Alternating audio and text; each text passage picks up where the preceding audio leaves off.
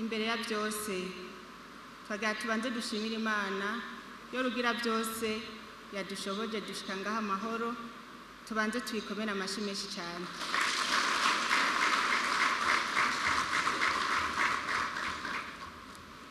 Ayo mashyi nahakanye twotuza gatoya.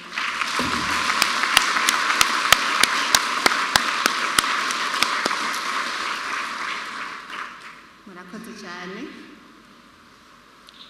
Turi n'akanyamuneza kenshi kubona turi muri no ntara nziza, kaba n'umugwa mukuru wa politike ya Gitega, kugira ngo tugurure kandi twongere turongore ibikorwa bya runo ruganda nkarishabwenge rwateguriwe abakenyezi b'indongozi kuva ku rwego rw'intara gushika no ku mutumba wo mu ntara ya Gitega, Mwaro, Karusi, Ruyigi na Cankuzo.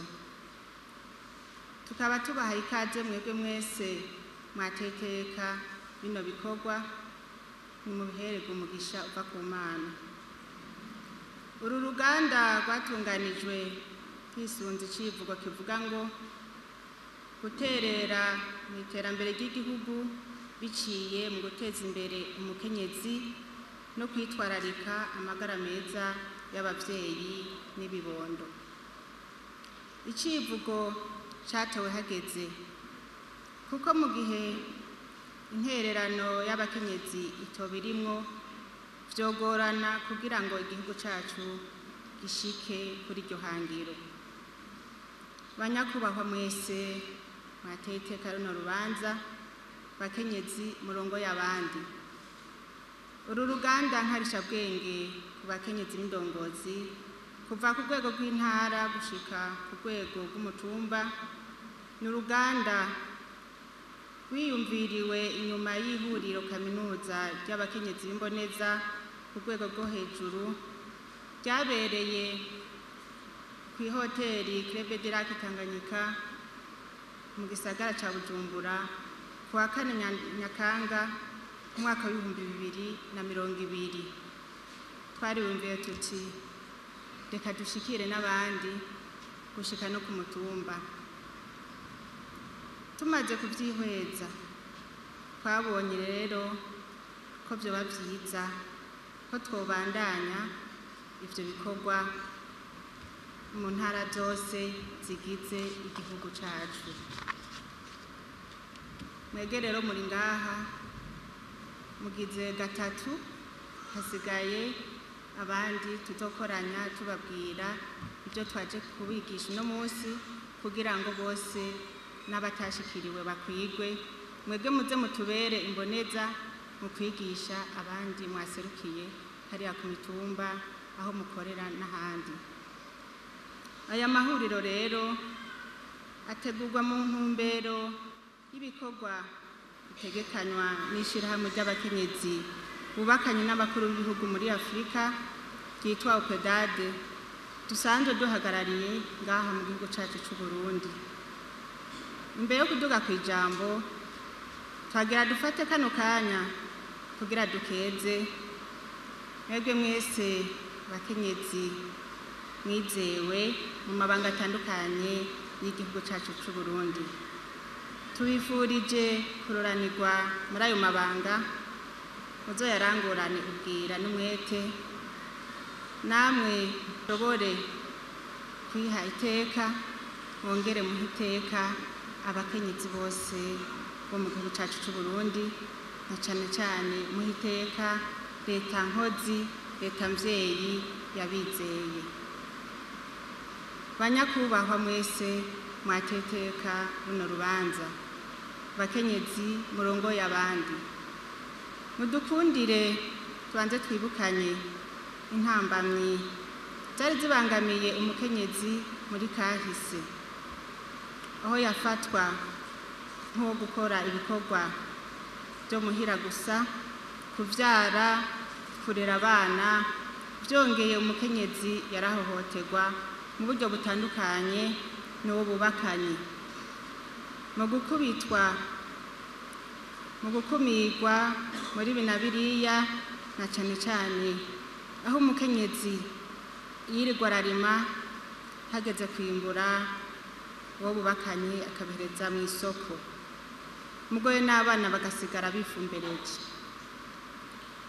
kandi ibyo bikaguma mu ibanga ngo niko zubakwa.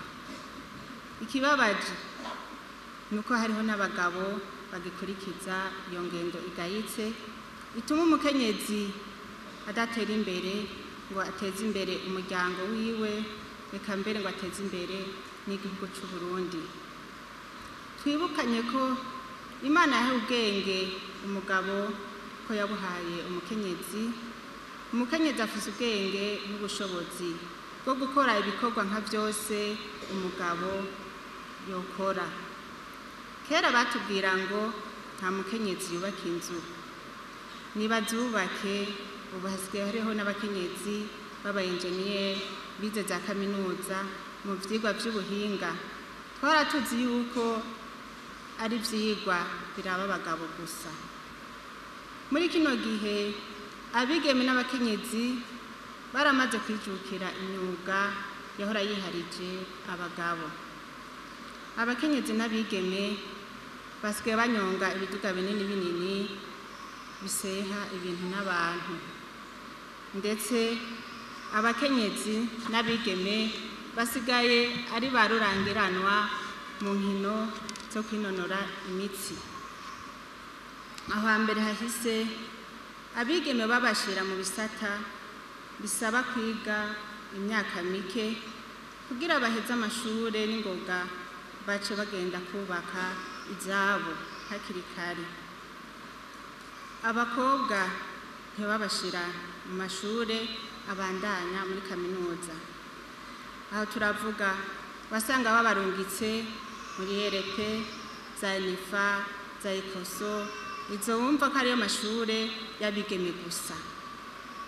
Mumfashe dushimire indongozi dufise ubu ko Imana yazishoboje gutahura ko umwana w'umwigeme afise ubwenge bungana n'ubw'umwana w'umuhungu, zikaba zahaye amahirwe angana mu bijanye n'inyigisho.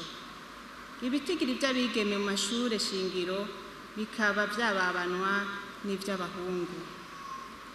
Banyakubahwa mwese batumire bahire, turakenguruka igitigiri 30% duhabwa n'ibwirizwa shingiro mu bijanye no gushirwa mu nzego, mbere rimwe na rimwe bikaba bihora binarenga. Aha twotanga akarorero nko mu nama nkenguzamateka aho tugeze ku gitigiri 41%. Icifuzo cacu akaba ari uko ivyo bitigiri vyobandanya vyiyongera. Umukenyezi ashingwa amabanga baravye ubushobozi, ubumenyi, impamyabushobozi afise, kanatsinda ntawuyobewe ko abakenyezi aribo bagize igice kinini c'abenegihugu, bisigura ko iterambere rirama rishoboka mu gihe iterambere ryabo ritokumigwa. Aho mwosha no kwikomera amashi murumva ko 40%